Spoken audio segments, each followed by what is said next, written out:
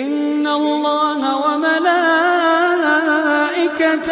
يصلون على النبي يا أيها الذين آمنوا صلوا عليه يا أيها الذين آمنوا صلوا عليه وسلموا تسليما. My name is Ramakrishna. I am a physiotherapy student. My question is, what is the need of Allah to create Adam and Eve and this total universe? What he will get from this? And my second question is, everything is created by someone. So even God must have been created by someone.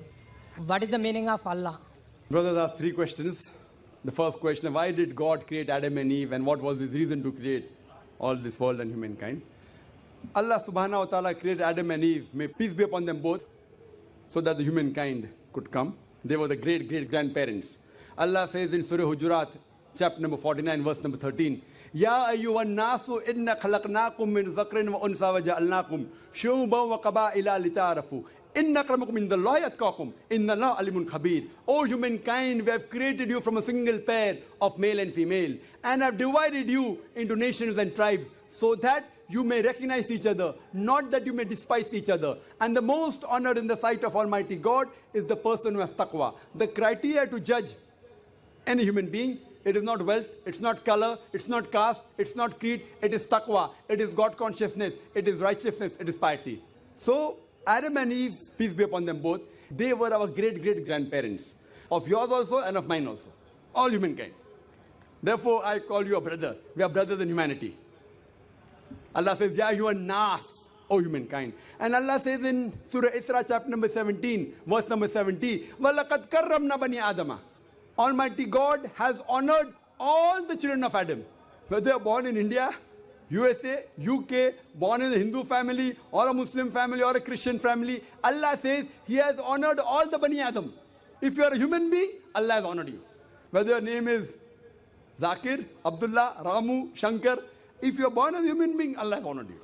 Now coming to the question, why has Almighty God created the human beings? Allah has created the human beings because Allah says this is one of His best creation. All the other creation of Allah subhanahu wa ta'ala, they obey Him. We have the angels. Whatever Almighty God says, the angels obey Him directly. They have no free will. The human being is the creation of Allah subhanahu wa ta'ala, which has a free will. We can either obey Him or disobey Him. So Allah has created such a creation. We are one of His best creation in the best of forms. But we have a choice of either obeying God or disobeying God. If we obey God, we will go to Jannah, we will go to Swarg, we will go to heaven. If we disobey Him, we will go to hell, we will go to Nark. So this is a test for the hereafter. Allah says in Surah Mulk, chapter number 67, verse number 2, Allazi khalaqal mauta wal hayata. It is Allah who has created death and life to test which of you is good in deeds. So this life is a test for the hereafter. So Allah has created the human beings, and Allah says in Surah Dhariyat, chapter number 51, verse number 56, وَمَا خَلَقْتُ الْجِنَّ وَالْإِنسَ إِلَّا لِيَعْبُدُونَ. That we have created the jinn and the men not but to worship Him.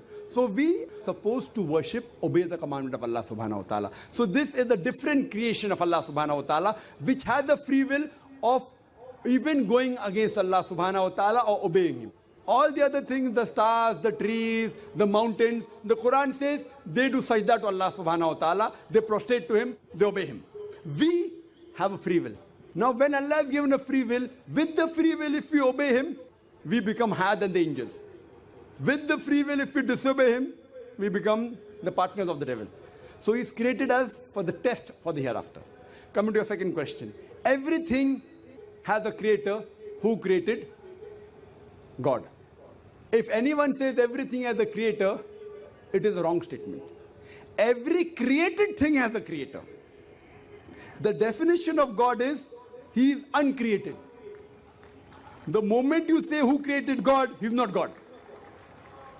The definition of God is He is uncreated. Suppose a person comes and asks you that, brother, my friend John, he was admitted in the hospital.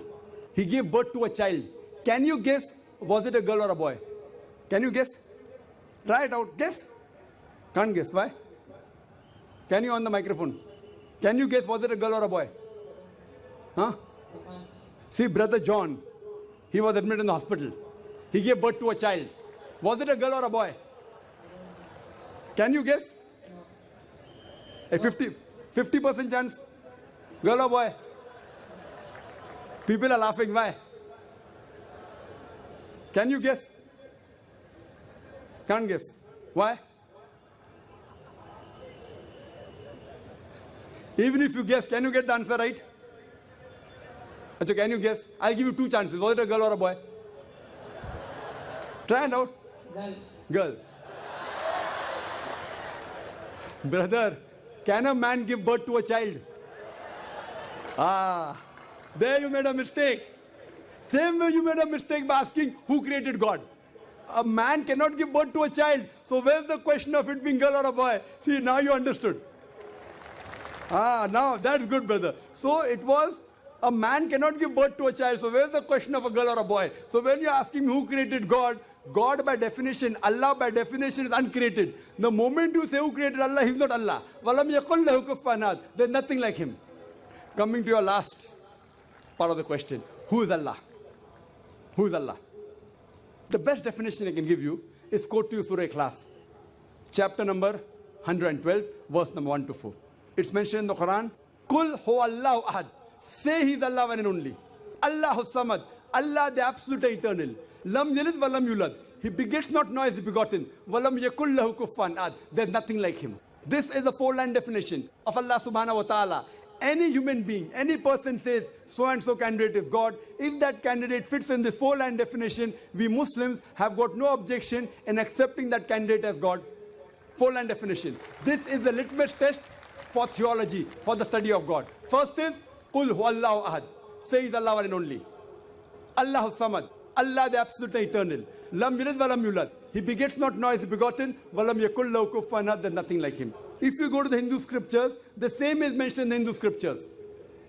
Kul huwallahu ahad is mentioned if you read Chandogya Upanishad, chapter number 6, section number 2, verse number 1. Ikkam evidityam. God is only one without a second.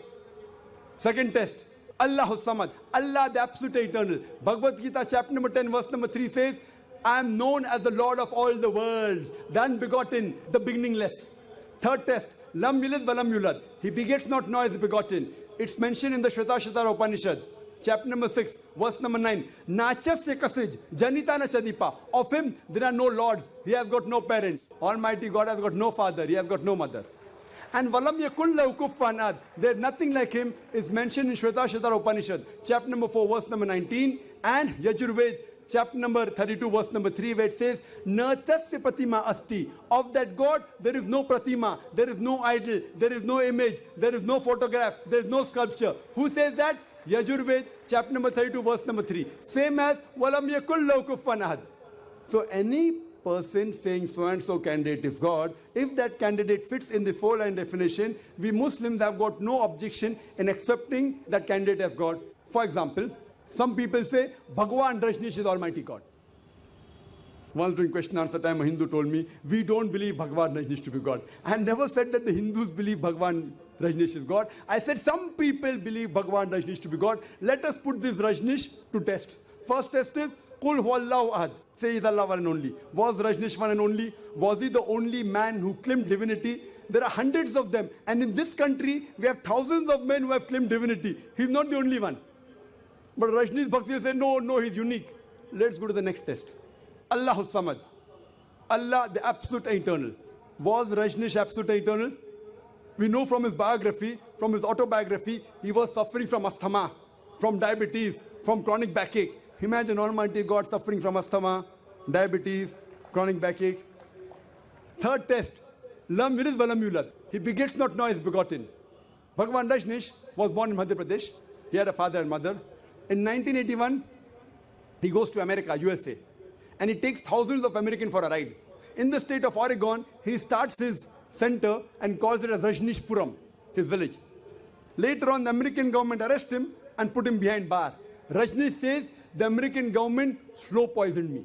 Imagine Almighty God being slow poisoned. In 1985, the American government kicked him out of the country. He comes back to India in the same city, Pune, and he goes back to his center, which is now called as Osho Commune. And if you go to the Samadhi of Rajneesh, it is mentioned there on the Samadhi, Bhagwan Rajneesh, Osho, never born, never died, but visited the earth from the 11th of December 1931 to the 19th of January 1990. Never born, never died, but visited the earth from the 11th of December 1931 to the 19th of January 1990. They forgot to mention in Samadhi, he was not given visas to 21 countries of the world. Almighty God coming in this world to visit the world and requires visas to go to different countries. And the Archbishop of Greece said, if you don't remove Rajneesh out of this country, we'll burn his house and the house of his disciples. And the last test, Walam yakul lahu kufuwan ahad, is so stringent that no one besides the true Almighty God can pass. The moment you can compare God to anything, he is not God. Walam yakul lahu kufuwan ahad. We know Rajneesh, like the human beings, had a beard, one nose, two eyes, 2 ears, 2 hands. The moment you can compare God to anything in this world, he is not God. Walam yakul lahu kufuwan ahad. If someone says Almighty God is 1,000 times stronger than Arnold Schwarzenegger. Might have heard the name of Arnold Schwarzenegger? Have you heard Arnold Schwarzenegger?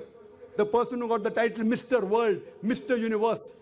The strongest man in the world, the strongest man in the universe. The moment you can compare God to anyone, whether it be Arnold Schwarzenegger, whether it be Dara Singh, whether it be King Kong, whether it be 1,000 times or 1,000,000 times. The moment you can compare God to anything in this world, he is not God. Walam yakul lahu kufuwan ahad. There is nothing like him. So this is a 4-line definition of Allah subhanahu wa ta'ala given in the Quran. Whichever God you are worshipping, brother, put that God to the test of Surah Ikhlas. If that God passes, that is the true God. Otherwise, it's a fake God.